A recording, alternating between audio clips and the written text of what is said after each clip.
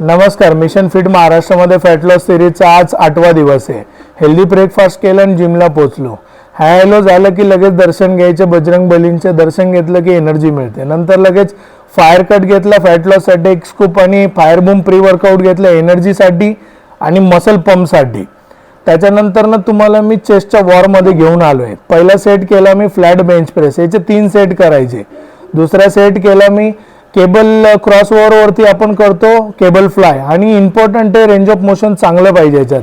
त्याच्यानंतर तिसरा सेट केला इन्क्लाइन डंबल प्रेस आणि हा महत्त्वाचा आहे, याच्यामध्ये 3 सेट करा किंवा 4 करा. नंतर चेस्टचा वर्कआउट फिनिश केला केबल फ्लायने, इन्क्लाइन केबल फ्लाय जे केबल क्रॉसवरती तुम्ही करू शकता.